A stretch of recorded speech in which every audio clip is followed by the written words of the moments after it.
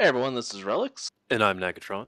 and we are watching Round 7 of the World Tanks Classic League Season 1 on Cliffs, with Havok Nation facing off against Vietnam People's Army. So let's get it going. Alright, starting out here looking at Havok Nation, we have an E100 and a Moss, four T110s, an E50 for their medium, T50-2 for scouting, and a T92/M4043 for their artillery. People's Army has an E100, four IS-7s, a Batshat, a T-54, a GW Type E, an Object 261, and a GW Panther. Heavier on the artillery, but they're missing a scout in comparison. Yeah, fairly similar looking setups except for that. I'd imagine with all those IS-7s, we're probably going to see some kind of push, maybe? Get that speed going, catch them off balance. That may be the intent. One of the big advantages, though, is that it's very mobile, right? So if you intend to load up and rush, and then you see the other team has a nice counter to it, you don't have to. Their T-54 getting a little aggressive over there.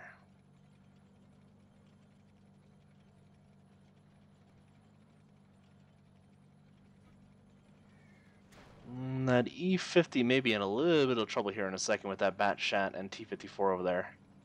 Yeah, they're coming around to push him.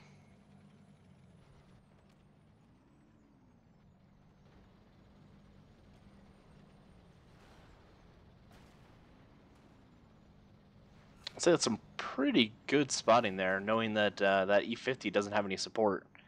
So they're able to get right next to that hill where artillery can't hit them and get some good shots off. Although, ooh,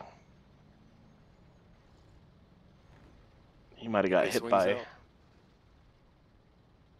Yeah, they might have swung a little too close to the center hill there and got hit by artillery. That's what it looked like.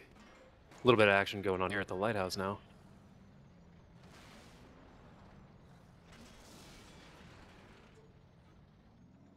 They had a nice little staggered formation there to make sure they all got shots on whatever came around that corner first.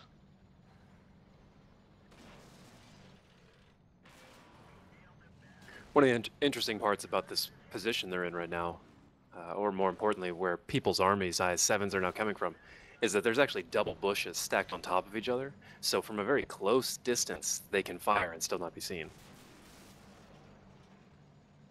Oh, and they're getting really aggressive here with one of them pushing all the way around the corner. Seems to be missing his friends, though. Havok's doing the right thing here, especially with that track, but backing up in unison, bringing their entire line back rather than letting themselves be flanked and separated.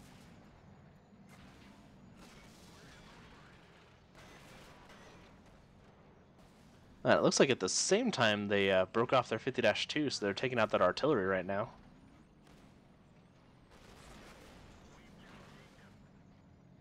That is an impressive move by whoever is leading that Havok team.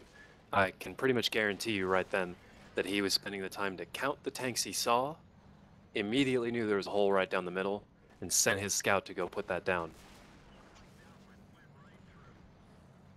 Ooh, I think that was a big arty hit there, too. Yeah, you can see all the movement on the map really well coordinated here throughout.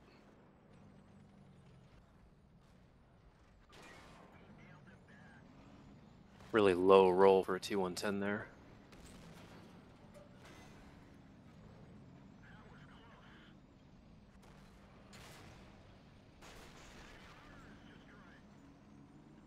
I really like the T110, but I think they probably would have done better with mixing it up with maybe an IS-7 or two up here along with the T110s. Get that combination of great armor bouncing with the tracking and damage capabilities of the T110. I agree completely. Maybe for more of an outside position, so that way the IS-7 can come at it more directly, so that the slants on the front of his armor are actually slanting away from the enemy, which is a mistake a lot of people make by taking their IS-7 around a corner angled like most tanks, and that actually makes those slanted surfaces flat to your opponent, and is in the end a weak point from that angle. Yep. All right. Well, great fight, guys. Grats to Havoc Nation.